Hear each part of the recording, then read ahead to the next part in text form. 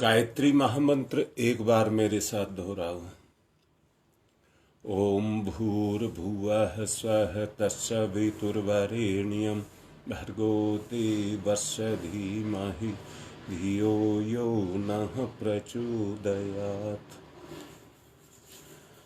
आदमी की स्वाभाविक प्रक्रिया है, जीव की, आदमी की नहीं, जीव की स्वाभाविक प्रक्रिया है भाव। उसको कोई पैदा नहीं करता है, ईश्वर प्रदत्त है। उसी से पैदा होता है विचार, भाव से ही पैदा होता है विचार। भाव आत्मा का गुण है और विचार मन का गुण है। विचार से संसार के काम पूरे होते हैं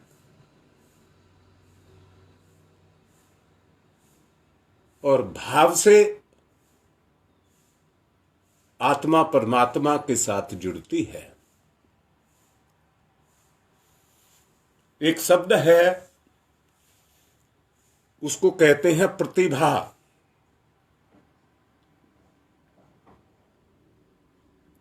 अगर प्रतिभा को आपको प्राप्त करना है और याद रखना आवश्यक है,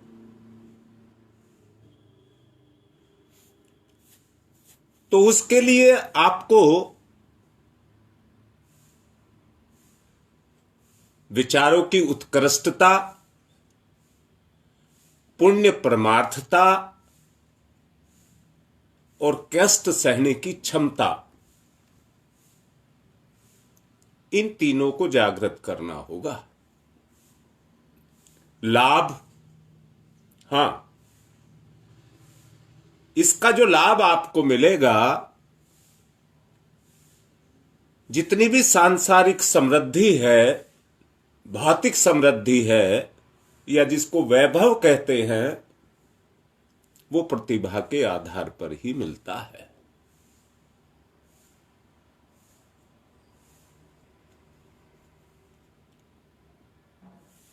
अगर व्यक्ति अपने जीवन में अपने विचारों में इन तीन गुणों का समावेश नहीं करेगा, तो संसार में अपनी पूर्ति साधन के रूप में नहीं कर सकेगा। प्रतिभा के बदले में व्यक्ति को पुण्य, परमार्थ और सम्मान मिलता है। इसलिए हमारे मूर्धन्य जो हमारे पूर्वज हुए, उन्होंने मनुष्य के जीवन को चार भाग में बांट करके रखा, जिसमें वानप्रस्थ और संन्यास की आवश्यकता इसीलिए ही पड़ी। व्यक्ति पुण्य परमार्थ करना चाहता है तो उस कार्य को उसे मन से करना पड़ेगा और उस कार्य के लिए उसे कष्ट भी सहना पड़ेगा।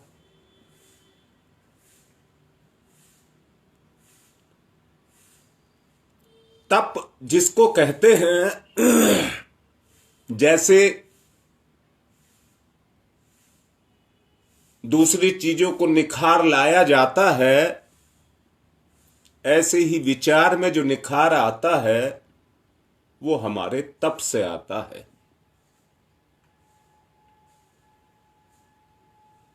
विचार का अपना एक प्रभाव क्षेत्र होता है, जैसे चुंबक का क्षेत्र होता है,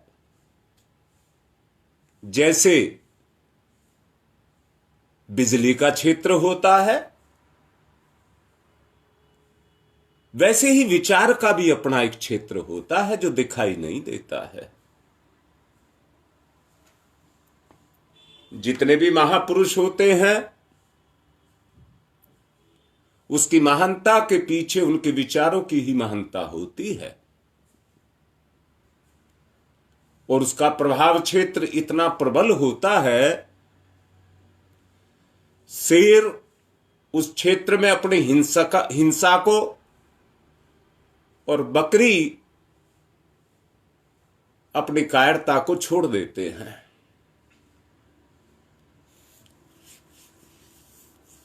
दोनों एक समान हो जाते हैं। दोबारा से कह रहा हूं, अगर आपको सम्मान पाना है तो सत्कर्म का ही परिणाम है, जो आपको आपकी पूर्ति भी करेगा और दूसरा आपको लोक सम्मान भी दिलाएगा। इसलिए अपने जीवन में प्रतिभा का होना बहुत आवश्यक है। दूसरा है अध्यात्म का क्षेत्र, यानी कि आत्मा का क्षेत्र, यानी कि भावना का क्षेत्र। मैंने शुरू में कहा था, आंख को कोई देखना नहीं सिखाता है, उसका स्वाभाविक गुण है। बच्चा पहली बार आंख खोल करके देखता है तो उसके पास विचार नहीं होता है, उसे सब कुछ अजनबी अजीब दिखाई देता है। पर धीरे धीरे वो संसार की मोह माया में लिप्त होता जाता है,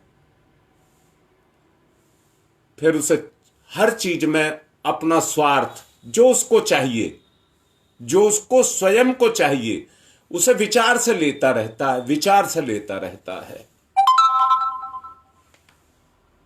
अर्थात हमारी चेतना पर विचार काम करता रहता है। आप लोगों को बड़े अच्छे से एक बात कह देना चाहूंगा, किसी ने आपको अपशब्द कह दिए, वो अपशब्द आपकी चेतना पर बराबर आघात करते रहते हैं, आघात करते रहते हैं, चोट मारते रहते हैं।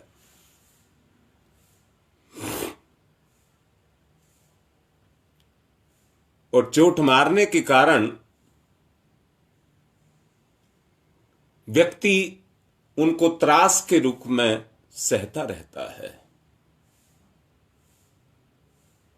जो हमारे मनोबल को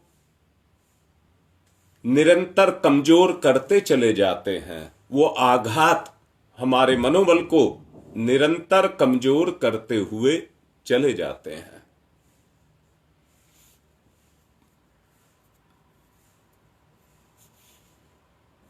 अब मैं यहां एक बात कहूंगा, जरा ईमानदारी से देख लीजिए अपने जीवन में कि बोल किस तरह से, व्यवहार किस तरह से हमको सालता रहता है। हर वक्त अंतःकरण से, हमारे अंदर से वो विचार हमारे चित्त पर काम करते रहते हैं।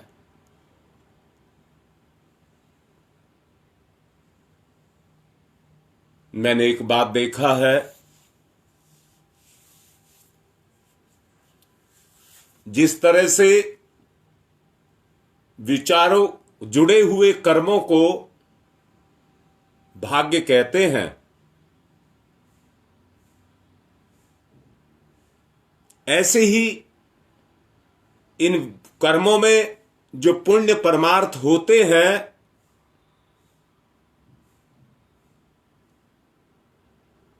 जो पुण्य परमार्थ होते हैं, वो पुण्य परमार्थ ही हमारे उद्धार का साधन बनते हैं।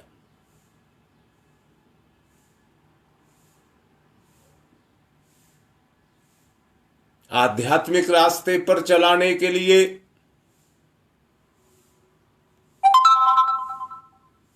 जप, कथा, कीर्तन, जो इनका सहारा लिया जाता है, वो इसीलिए लिया जाता है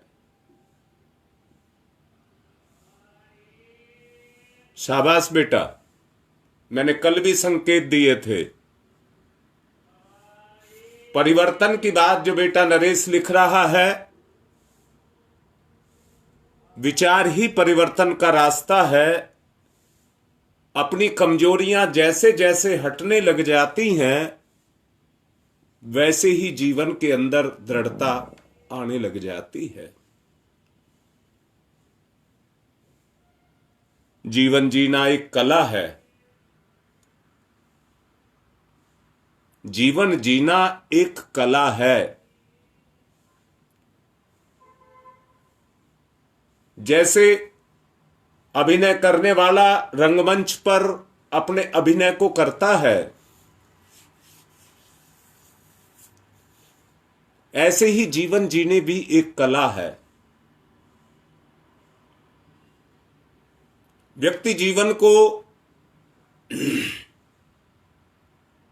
ये समझता है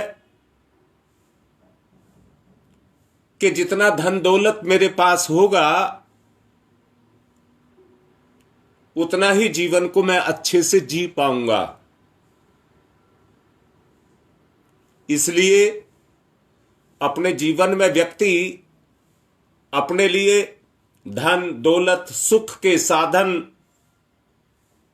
उनको बटोरना शुरू करता है।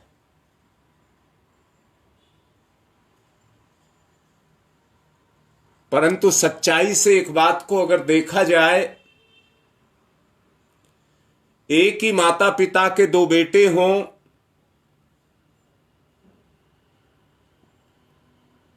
दोनों एक ही साथ घर में रहते हैं,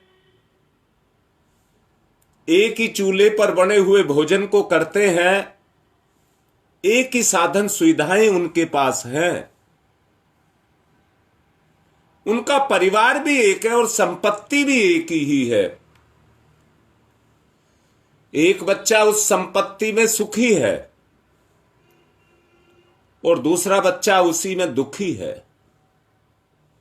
जो दुखी है उसकी इच्छाएं कुछ ज्यादा हैं और जो सुखी है शायद उसकी इच्छाएं इतनी ही हैं जितना उसके पास है।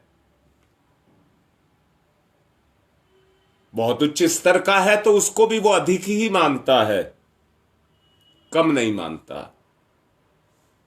इसलिए जीवन जीना एक कला है।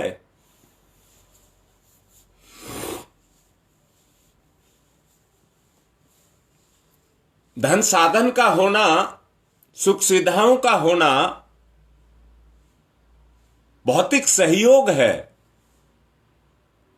वो उसकी समृद्धि नहीं है, बल्कि वो इसकी लिप्सा है। लिप्सा विचारों की लिप्सा है। समझ लेना, जिसको जीवन जीने की कला आ गई,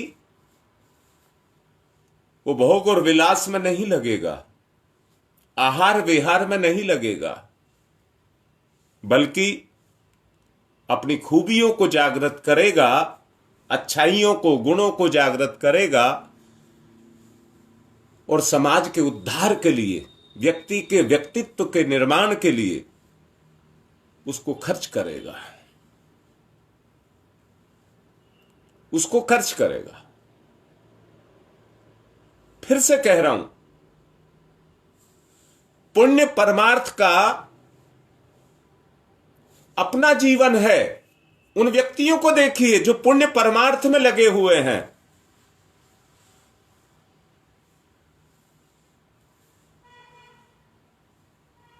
हमारी टीम के कई कार्यकर्ता ऐसे हैं जो निरंतर इसी कार्य में संलग्न रहते हैं, सामने नहीं आते हैं, पीछे से लगे रहते हैं।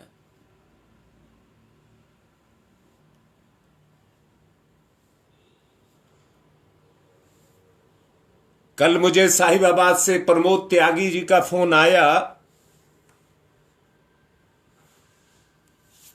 वो निरंतर इस कार्य में ही हैं, किस तरह से इन कमजोरियों को हटाया जाए। और उन्होंने बड़ी पेटेंट दवा मुझे बताई, जड़ी बूटियों से ही जो शुगर को जड़ से नाश करती है। रात से ही मैं प्रयत्नशील हूं उसके लिए, और मैंने कल डाला भी था। करेले के बीज मुझे चाहिए, मुझे उपलब्ध, मेरे पास नहीं है करेले के बीज, वो मुझे चाहिए।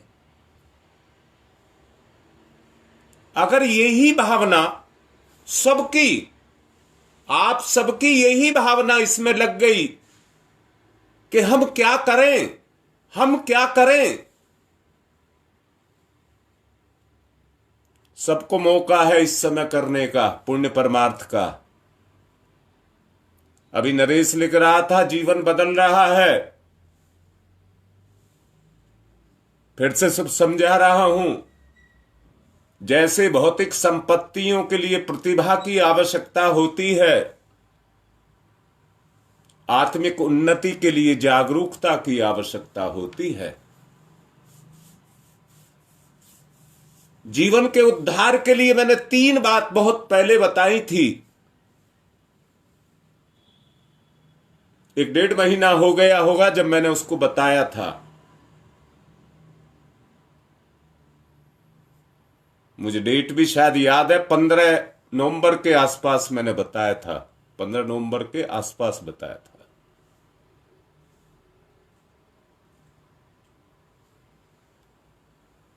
हाँ गुप्ता जी, अभी करेले के लगभग 200 ग्राम बीज चाहिए। प्रयोग करके देखेंगे, 200 ग्राम बीज की आवश्यकता है।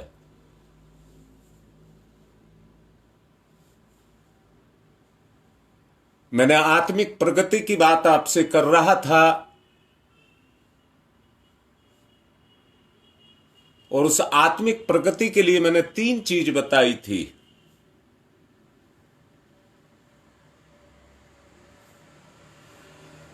बेटा जितने जिससे बीज हो जाए उतने ही दीजिए, कहीं से लेके नहीं आने हैं। जिस सब मिलकर के करेंगे, जरा जरा से मिलेंगे तो खूब हो जाएंगे। बस यही जागरूकता है नरेश, जो तुम लिख रहे हो, यही जागरूकता है। मैंने पिछले दिनों भी कहा था, मैं क्या करूं, मैं क्या करूं। आत्मिक क्षेत्र में जागरूकता को पैदा करने के लिए भौतिक क्षेत्र में तत्परता को पैदा करना पड़ेगा। जागरूकता का मैंने मतलब बताया था, वांछनीय और अवांछनीय का बोध। वांछनीय और अवांछनीय का बोध, मेरे लिए क्या उपयुक्त है और क्या अनुपयुक्त है। संसार में तत्परता बताया था, और मैंने यह भी कहा था जितनी दुष्ट बुराइयां राक्षस प्रकृति के होते हैं, उनमें ये गुण, इसी के कारण वो राक्षस होते हैं। देवताओं के अंदर इसी चीज की कमी है। अगर ये चीज देवताओं में, देवत्व में पैदा हो जाए, अच्छे कार्यों में पैदा हो जाए,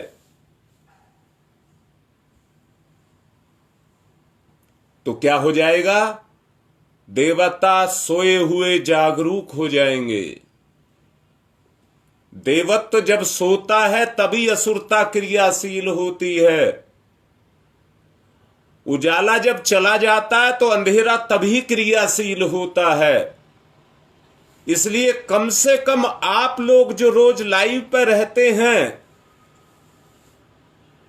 आत्म उद्धार का रास्ता या देवता बनने का रास्ता ही जागरूकता है। और जागरूकता का मतलब है स्वार्थ के दायरे को तोड़ करके परमार्थ के दायरे में जाना है।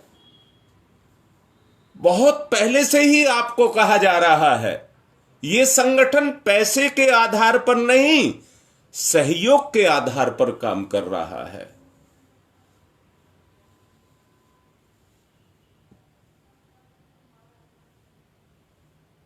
जितना सहयोग बटोरेंगे उतनी ही शक्ति पैदा हो जाएगी। जैसे विचार की ताकत को पैदा करने के लिए बिखरा हुआ विचार कमजोर हो जाता है,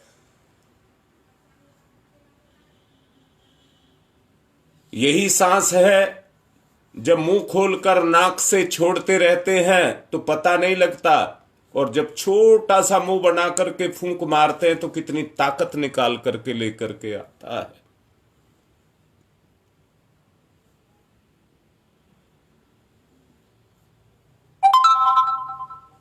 इसलिए आप लोगों से कह रहा हूं, जिस दिन हम सबके अंदर एक चीज आ गई, मुझे भी कुछ करना है, मेरी भी भागीदारी, मुझे भी कुछ करना है, मेरी भी भागीदारी, तो उद्धार हो जाएगा। आपका ही नहीं, आप साधन बन जाएंगे भगवान के साधन बन जाएंगे और समाज का उद्धार कर जाएंगे। इसलिए दोनों गुण, जागरूकता और तत्परता, जागरूकता और तत्परता दोनों हो आपके अंदर होने चाहिए। कार्य पूर्ण करने के लिए युक्ति सोचिए, युक्ति सोचिए।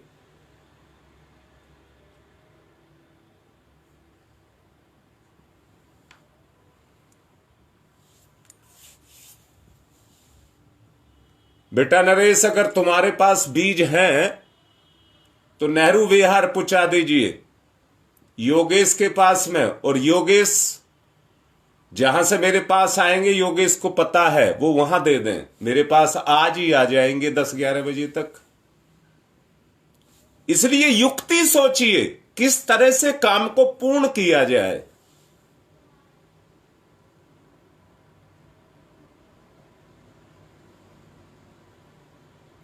तत्परता इतनी हो कि अवसर को ना गंवाया जाए। मौका मिला है, करके दिखाएंगे। मैंने कल कहा था,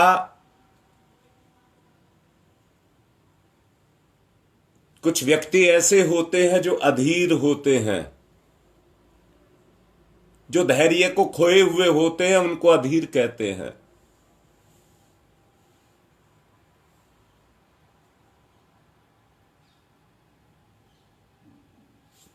ठीक है बेटा,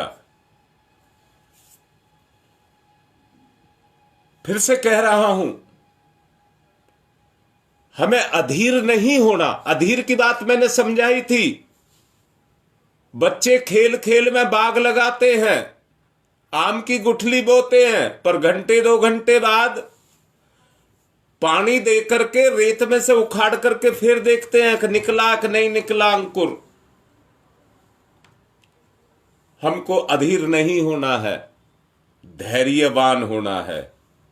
हमारा गुण जगेगा, धैर्य का हमारा गुण जगेगा।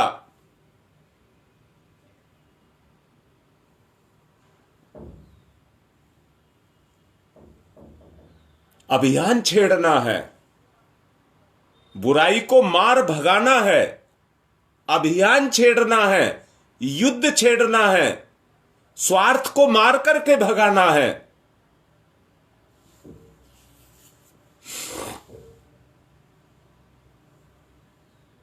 स्वार्थी व्यक्ति झपटमारी का काम करता है, मौका देखते के साथ तुरंत झपट करके ले जाता है। इतनी तत्परता उसमें होती है, अपनों को भी नहीं छोड़ता है। मैंने कल आपसे कहा था, हृदयहीन और संकीर्ण, अधीर और आत्मिक बचकानापन, ये व्यक्ति की कमजोरियां हैं और इनको बचकाने की निशानी कहिए, बचकाने की ये निशानी है, पहचान है।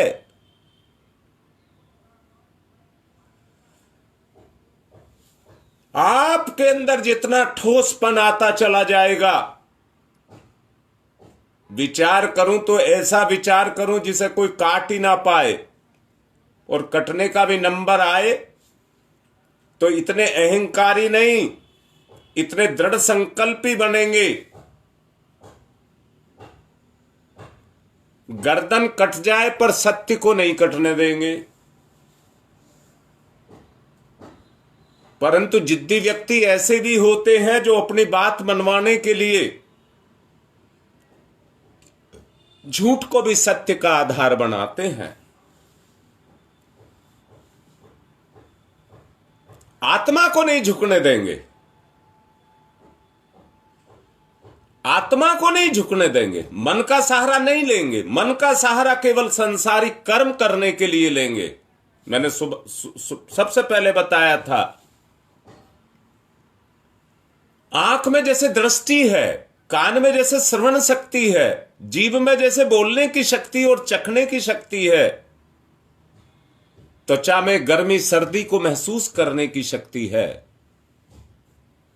ये किसी की दी हुई नहीं है, ये ईश्वर प्रदत्त हैं। ईश्वर प्रदत्त हैं। ये स्वाभाविक रूप से काम करती हैं। इनसे कोई काम करवाता नहीं है, ये स्वयं करती हैं। इनके अंदर जो छुपी हुई शक्ति है, सच को देखना। आपकी जीभ में वाणी है, परंतु वाणी में सत्य का प्रभाव कितना है, आत्मिक प्रभाव कितना है। मैंने अभी कुछ देर पहले बोला, ऋषि मुनियों की बात मैंने बोली थी कि उनका अपना एक क्षेत्र होता है, विचार का अपना एक क्षेत्र होता है।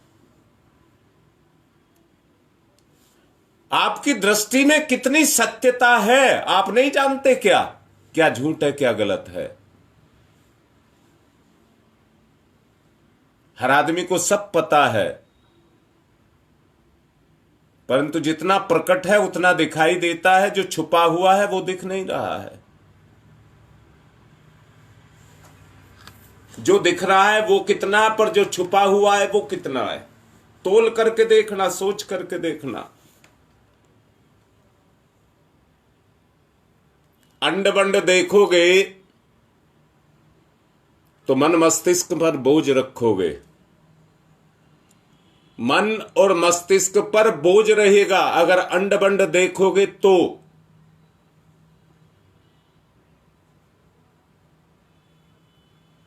एक कहावत है, पढ़े लिखे भी गधे होते हैं। पढ़े लिखे भी गधे होते हैं, मतलब जो जिंदगी का बोझ ही ढोते रहते हैं। जीवन को जीवन के तरीके से नहीं जीते हैं, जिंदगी का बोझ ढोते रहते हैं। वो जीते जी गधे रहते हैं।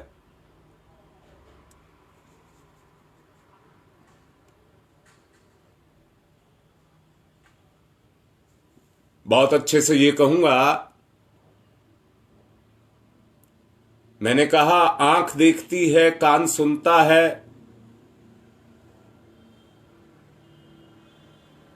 परंतु एक बार आंख देख ले, देख करके उसमें रम जाए, कान एक बार सुन ले, वो हमारी चेतना में समा जाए, चेतना उसको स्वीकार कर ले, चेतना में वो रम जाए। कैसे रम जाए? मैंने अभी कुछ देर पहले कहा था कि अपने किसी ने बोल मार दिए, वो हमारे विचार पर निरंतर आघात करते रहते हैं, निरंतर आघात करते रहते हैं। ना चाह करके भी हम उसको हटाना चाहते हैं, हटते नहीं है। आप जप करने लग जाइए, नहीं हटेगा, मन नहीं लगेगा आपका जप में। वही विचार आघात करते रहेंगे। मुंह से आप गायत्री मंत्र बोलते रहेंगे, पर विचार वही आघात करते रहेंगे। उन विचारों को हटाने के लिए बार बार रिपीट किया जाता है, बार बार रिपीट किया जाता है। इसको रगड़ाई बोलते हैं। जिस तरह से रगड़ने पर तलवार पर धार लग जाती है, पैनापन आ जाता है, ऐसे ही बोलने से नहीं कह रहा हूं, रगड़ने से, विचारों को रगड़ने से, सत्य की शान पर रगड़ने से हमारे विचारों के अंदर भी धार पैदा हो जाती है, जो बुरे विचारों को काटने की ताकत पैदा कर लेते हैं।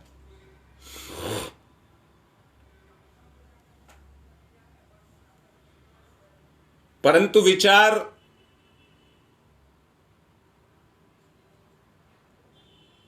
उनको रगड़ना इतना आसान नहीं है।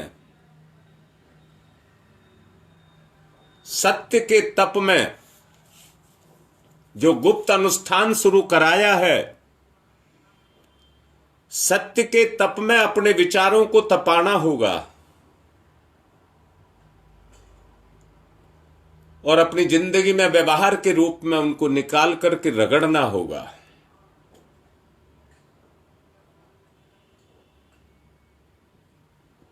जब तपाई, गलाई, रगड़ाई की ये क्रिया होने लगेगी,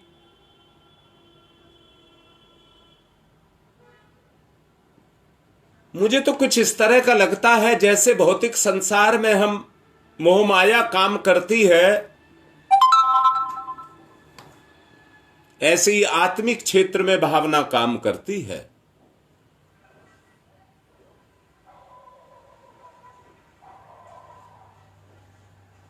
जो जिस क्षेत्र में जाना चाहता है, संसार के क्षेत्र में जाना चाहता है तो माया का इस्तेमाल कर ले, आत्मा के क्षेत्र में जाना चाहता है तो भावना का इस्तेमाल कर ले।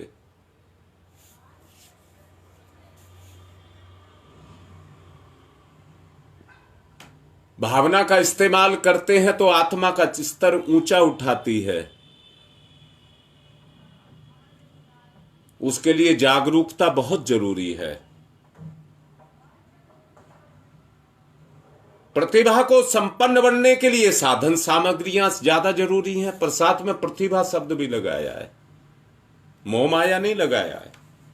प्रतिभा, प्रतिभा एक आदर्श है, एक कसौटी है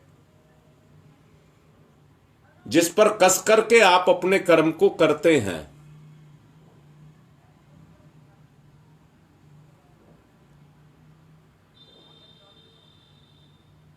जागरूकता अगर हम लोगों में पैदा हो गई तो निश्चित रूप से हो रही है, निकलने लगी है।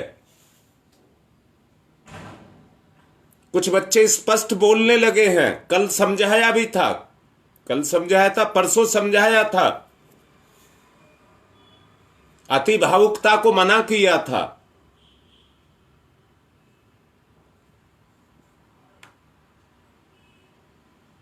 अगर ये चीज आपके जीवन में सक्रिय हो गई, विचार पर सक्रिय हो गई,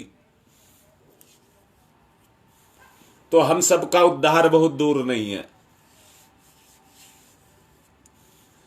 किसी को किसी काम के लिए मना तो नहीं किया जा रहा कि आप अपनी नौकरी मत करिए, अपना व्यापार मत करिए, अपना घर मत चलाइए। किसी चीज को मना किया जा रहा है क्या?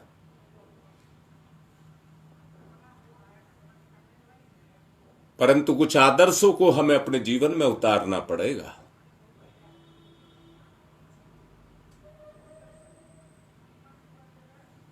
सचमुच देखना,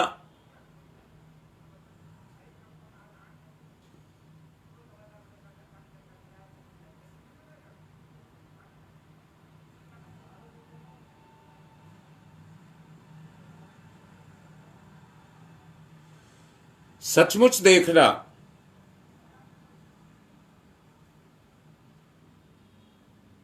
हाँ बेटा, करेंगे तो जागरूकता जरूर आएगी, जरूर आएगी।